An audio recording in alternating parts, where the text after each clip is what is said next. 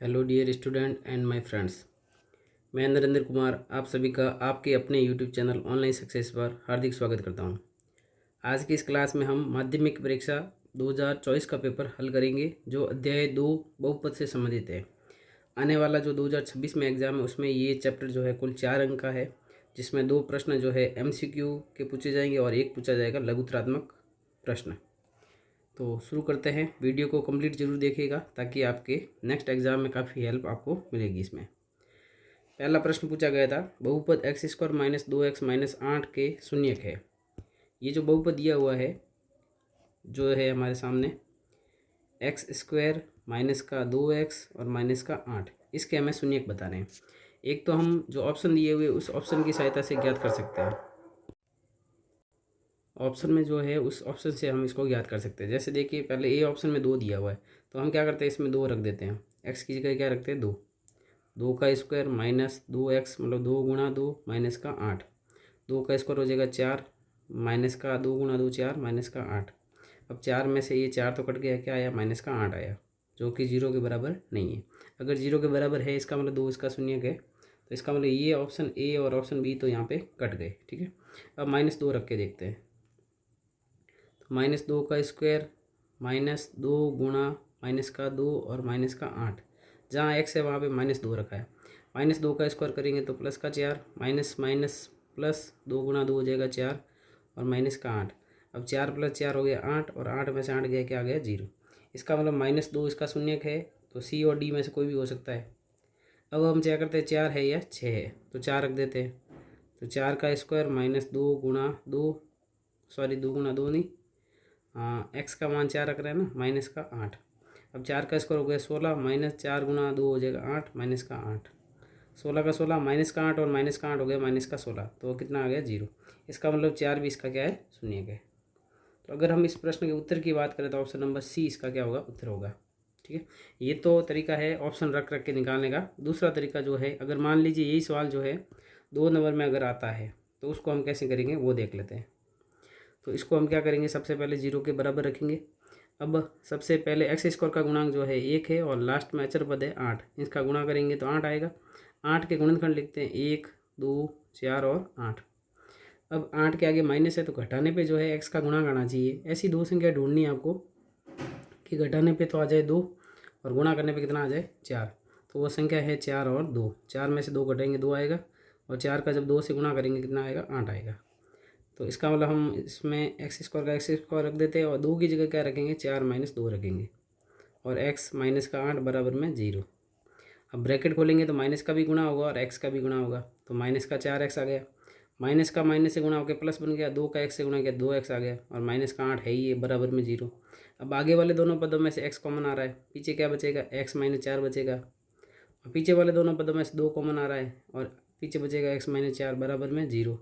अब दोनों में जो सेम है उसको बाहर लिख लो, x - 4, पीछे जो बचा है उसको लिख लो x + 2 बराबर में 0।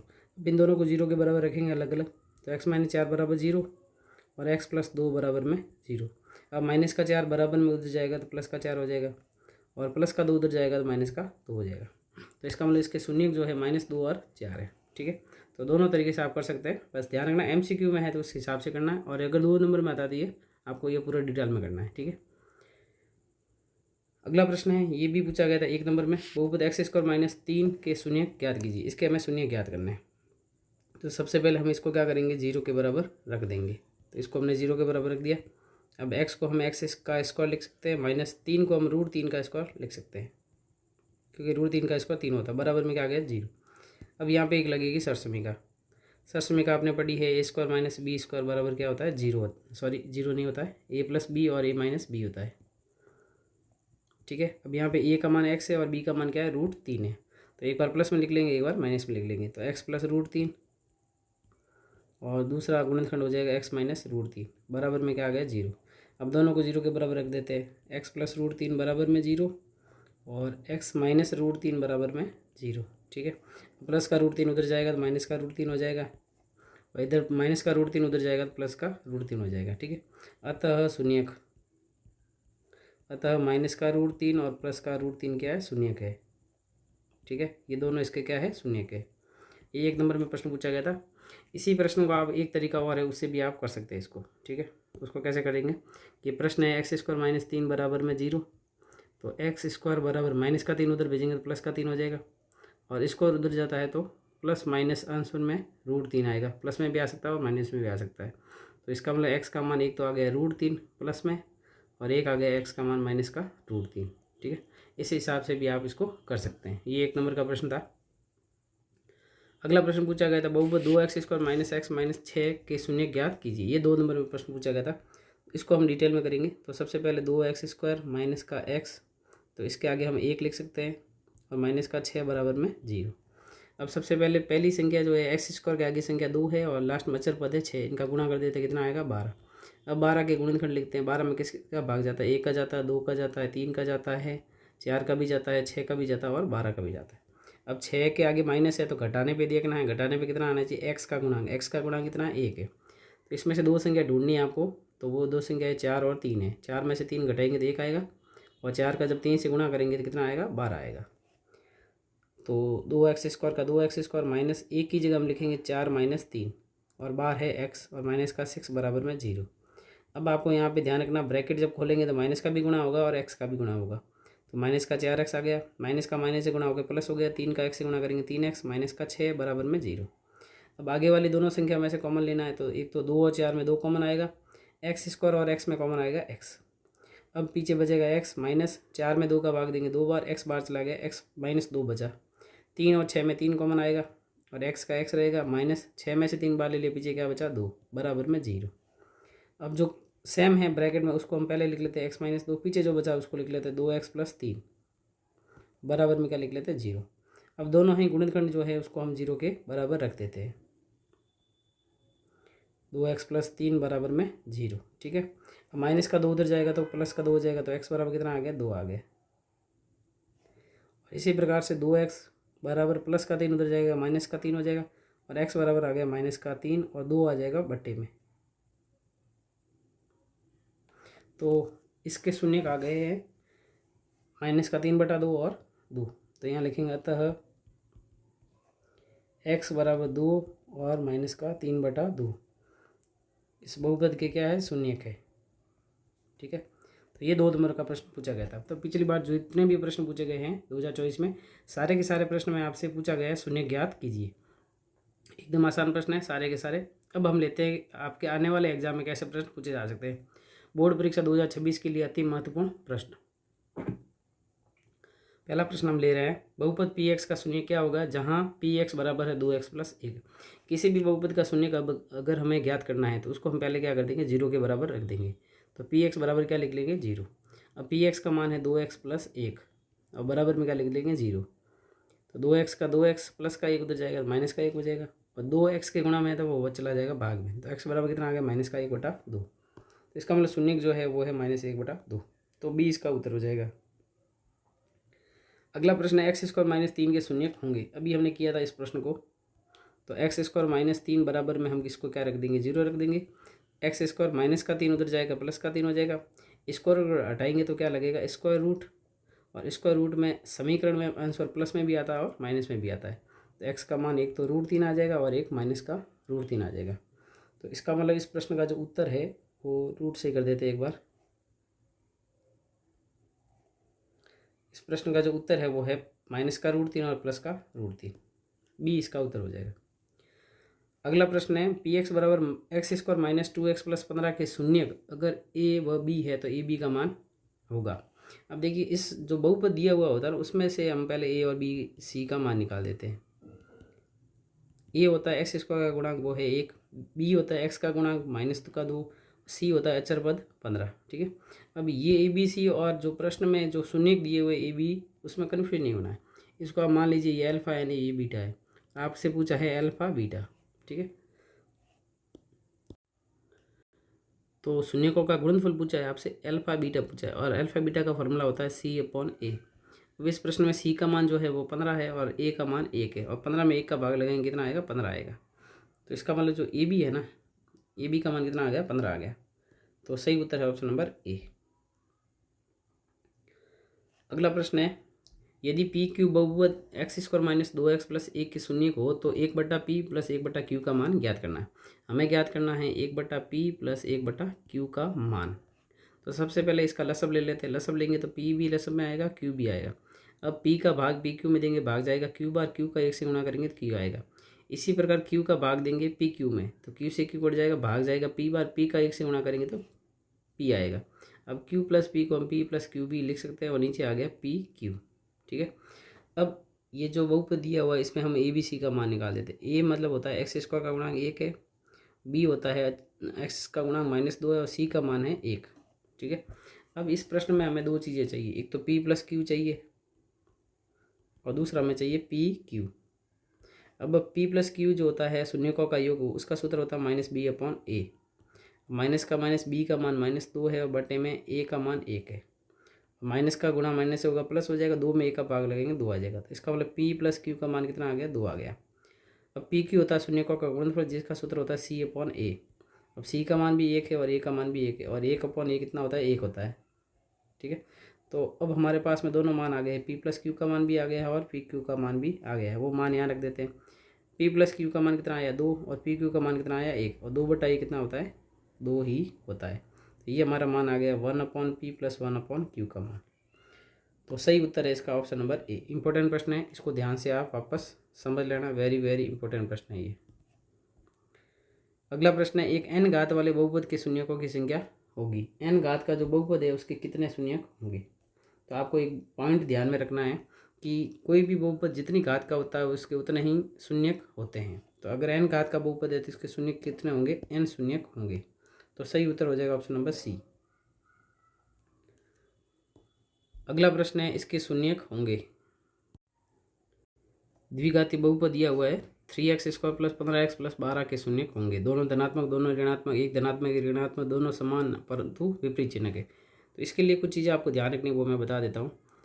इसका जो मान है ना वो इसके 2 चीज़ों के ऊपर डिपेंड करता है, अल्फा प्लस बीटा और अल्फा बीटा, मतलब शून्यकों का योग और शून्यकों का गुणनफल। ठीक है।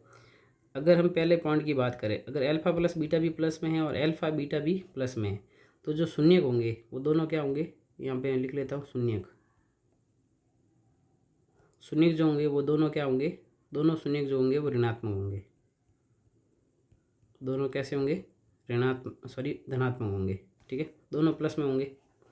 दूसरा पॉइंट है, अगर अल्फा प्लस बीटा का मान माइनस में है और अल्फा बीटा का मान प्लस में है तो दोनों जो होंगे वो माइनस में होंगे, दोनों शून्यक जो है वो ऋणात्मक होंगे।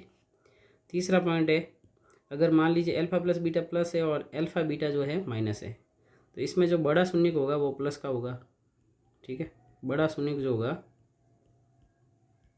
वो किस में होगा, वो प्लस में होगा और जो छोटा शून्यक होगा वो किस में होगा, माइनस में। मतलब दोनों अलग अलग निशान के होंगे, एक प्लस का होगा एक माइनस का होगा। तो बड़ा जो होगा वो तो प्लस का होगा, छोटा जो होगा वो माइनस का होगा। और चौथा बिंदु है, अगर मान लीजिए अल्फा प्लस बीटा माइनस है और ये अल्फा बीटा भी माइनस में है तो इसमें जो बड़ा शून्यक है वो तो होगा माइनस का और छोटा जो शून्यक है वो होगा प्लस का। ये सारी बातें आपको दिमाग में रखनी तक तभी आप सवाल कर पाएंगे। अब ये जो सवाल दिया हुआ उसमें हम ये करते हैं।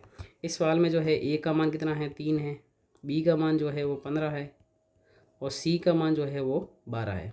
सबसे पहले हम निकालते हैं अल्फा प्लस बीटा का मान। ठीक है, अल्फा प्लस बीटा का मान जो सूत्र होता है वो -b/a होता है। माइनस का माइनस, बी का मान है 15 और ए का मान है 3 और 15 में -15 में 3 का भाग लगेगा, माइनस का 5 आएगा। इसका मतलब ये निशान किसका है, माइनस का है। फिर अल्फा बीटा निकालते हैं। अल्फा बीटा का सूत्र होता है c/a। अब c का मान है 12 और a का मान है 3 और इसमें भाग गया 4 बार, तो इसका मतलब ये किसका निशान है, प्लस का निशान है। अब अल्फा प्लस बीटा जो है वो तो माइनस का है और अल्फा बीटा जो है वो प्लस का है। इसका मतलब इसमें कौन सी कंडीशन लग रही है, सेकंड कंडीशन लग रही है।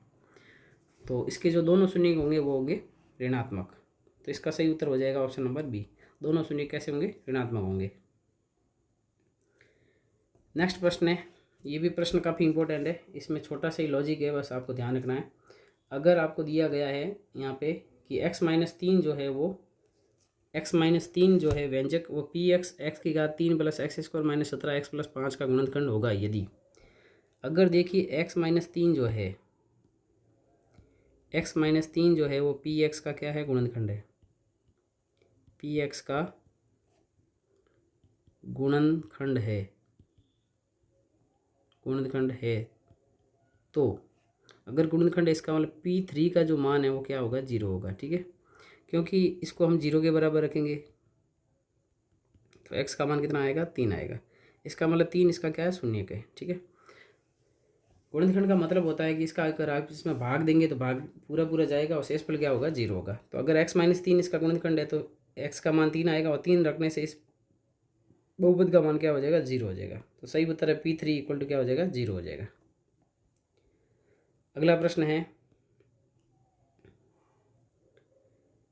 यदि द्विघात बहुपद ax² plus bx plus c और c is not equal to 0, यहाँ पे c is not equal to 0 नहीं आएगा, a is not equal to 0 आएगा, कि शून्य समान हो तो अब इसके शून्य अगर समान है तो कंडीशन क्या होगी, c और b के समान चिन्ह होंगे, c और b के समान चिन्ह होंगे, c और b के असमान चिन्ह होंगे, c और b के असमान चिन्ह होंगे। इसमें से कौन सा सही वो आपको देखना है। तो इसका हम उत्तर देखते हैं अगर, कि शून्य क्या है, समान है। देखिए शून्य जब समान होते हैं ना तो आपको ये कंडीशन याद रखनी है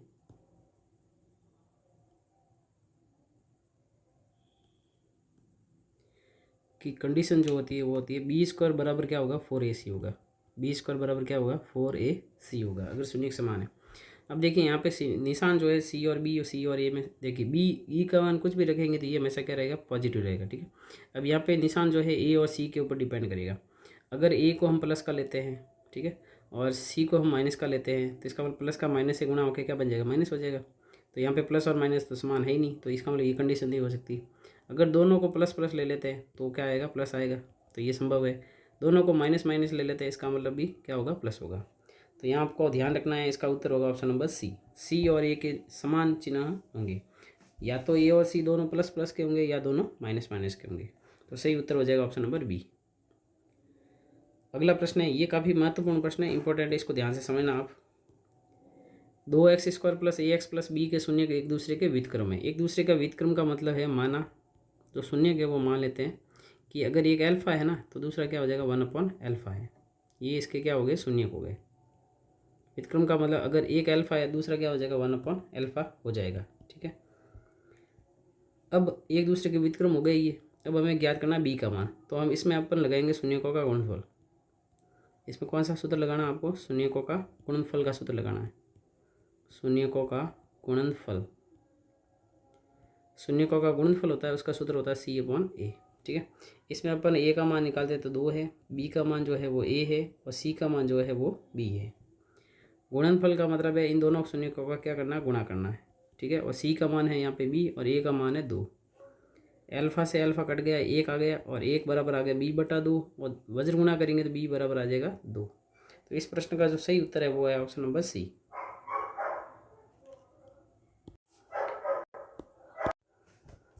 अगला प्रश्न है, एक बहुपद Px के शून्यक उन बिंदुओं के x निर्देशांक होते हैं जहाँ, देखिए कोई भी अगर बहुपद है उसके शून्यक जो होंगे ना वो किसी बिंदु के x निर्देशांक होते हैं। ठीक है, अब जहाँ पे इसमें से आपको चारों ऑप्शन में से बताना है क्या होता है। देखिए अगर कोई भी अगर हम बहुपद लेते हैं उसका अगर हम ग्राफ बनाते हैं, ठीक है, ये जैसे मान लीजिए आपको पता है ये y होता है, ये y डैश, ये x होता है और इधर x डैश होता है, x और y x है। अगर इसका कुछ भी ग्राफ बनाए, मान लीजिए इस प्रकार से ग्राफ बनाए हैं, ठीक है, तो इसके जो शून्यक है ना वो हमेशा ये बिंदु होते हैं जहाँ पे ये x को काट रहा है। ठीक है, तो इसका जो उत्तर है वो है ऑप्शन नंबर, देखिए y बराबर Px का ग्राफ x को प्रतिच्छेद करता है, ये इसका ऑप्शन नंबर ए इसका उत्तर है। क्योंकि कोई भी बिंदु है अगर वो शून्य कब होगा, जब उसका यहाँ पे x के ऊपर कटेगा। ठीक है, x के ऊपर कट रहा, मान लीजिए कि ये 2,0 है, तो यहाँ पे x के ऊपर कट रहा है, इसका मतलब y का मान क्या है, 0 है, तो इसका मतलब 2 इसका क्या होगा, शून्य होगा।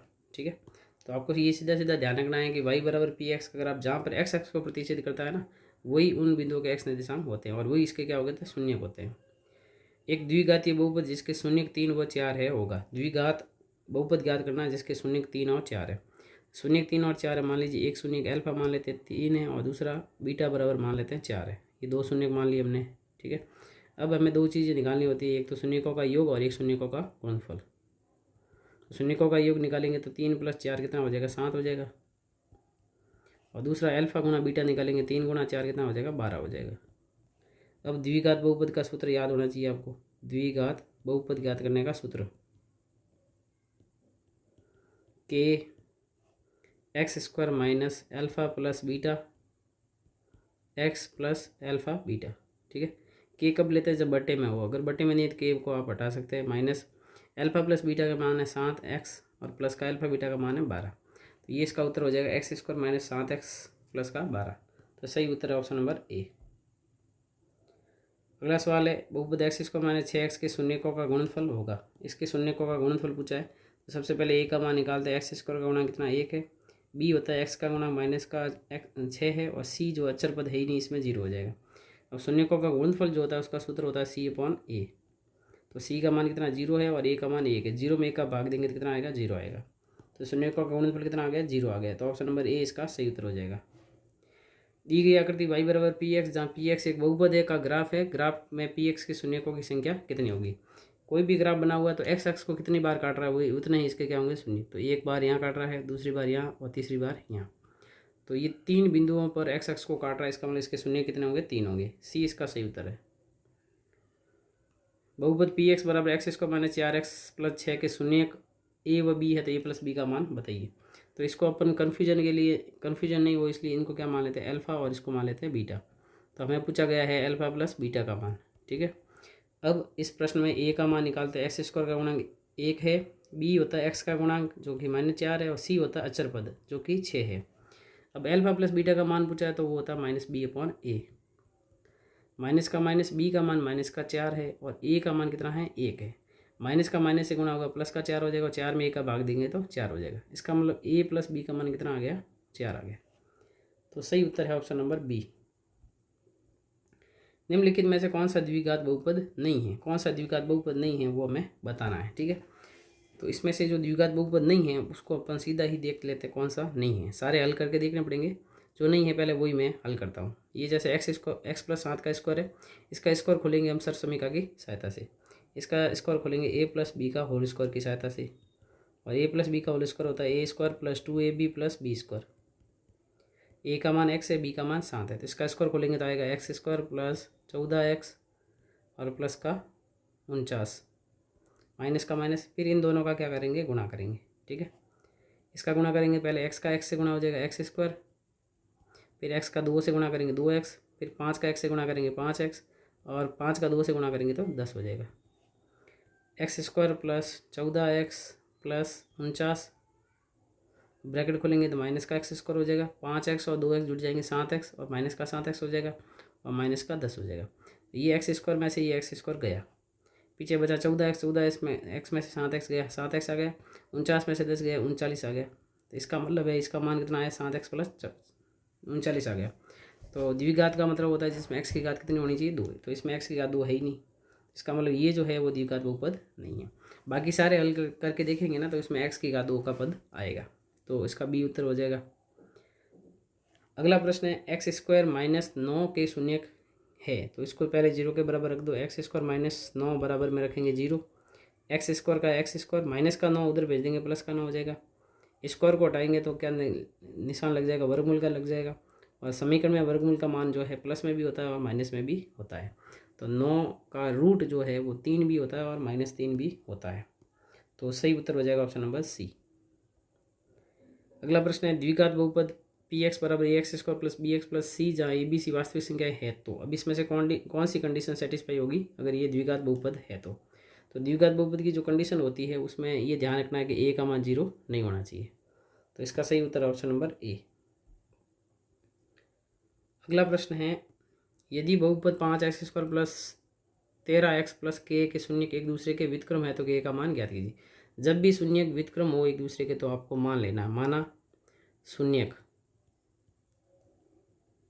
तो एक शून्यक मान लेते हैं अल्फा, तो दूसरा हो जाएगा 1/अल्फा, या फिर एक बीटा है तो दूसरा 1/बीटा हो जाएगा। ठीक है, अब यहाँ से अपन मान निकाल देते हैं। ए का मान 5 है, बी का मान जो है 13 है, और सी का मान कितना है? के है।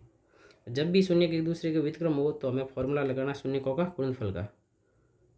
कौन सा फॉर्मूला लगाएंगे? शून्यकों का गुणनफल का फॉर्मूला लगाना है।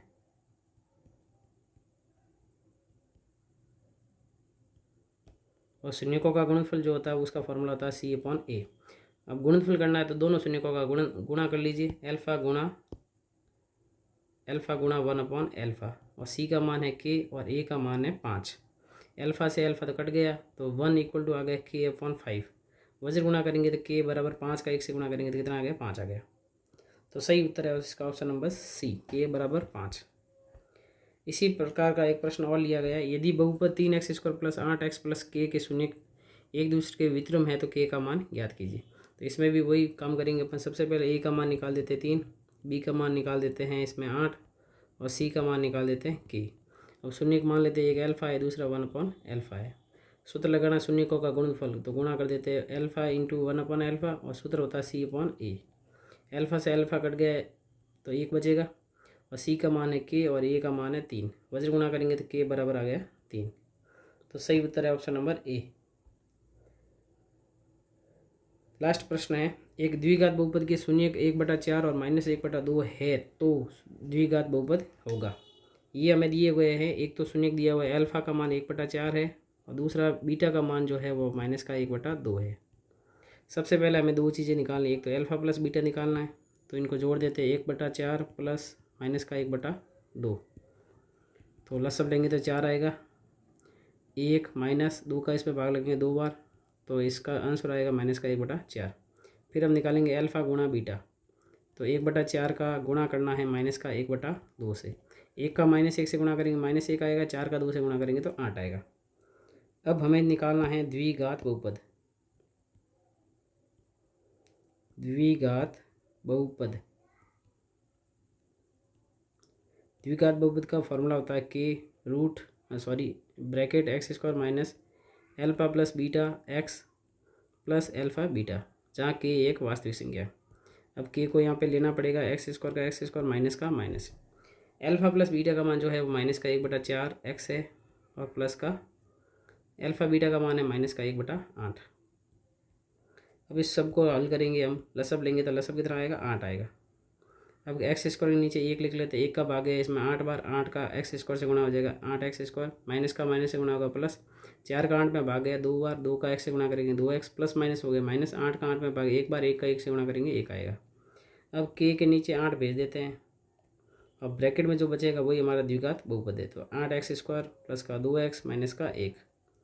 फिर आपको लिखना है जहाँ k/8 एक वास्तविक संख्या है, तो अतः जो हमारा द्विघात बहुपद है वो है 8x² प्लस का 2x और माइनस का 1। ये हमारा फाइनल आंसर है।